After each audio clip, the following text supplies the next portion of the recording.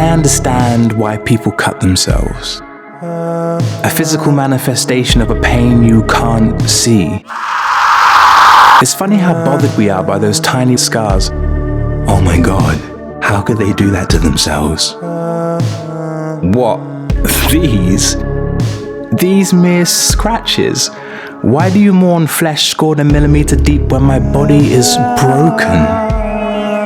I bet you tie my hands behind my back to stop surface incisions while my insides were being ripped open.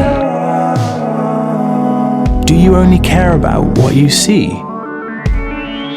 Is it more about you and less about me?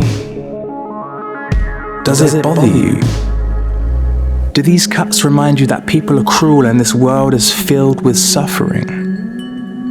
Do you really care about my well-being, or are you just upset by the ugliness your eyes are seeing? The amount of times somebody's asked me if I'm okay, to which I've responded, no, I've lost everything. To which they responded, something just a few pages over from Live, Love, Laugh, like, well, what a wonderful time for a new beginning. This is the world testing you. Everything will be fine.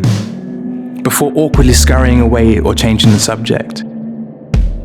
So, I understand why people cut themselves, because at least then people pay attention. Why do we have such strict rules for what pain could and should look like? I spent 2 hours on the phone trying to get help, and I was denied because I don't drink or smoke or take drugs, over or undereat. My trauma responses didn't fit into the correct category. It didn't have the expected aesthetic. Are you really struggling if you're not drinking yourself into oblivion? If you're not screaming and crying, how do we know you're in pain? If you haven't jumped yet, how do we know you will? Where are the scars and the screams and the drinks and the drugs and the pills?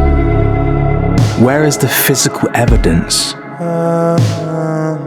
Yeah, I understand why people cut themselves, even though I don't.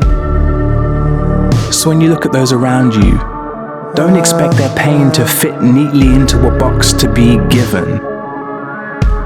If they say they're not okay, even if there are no cuts, please just listen.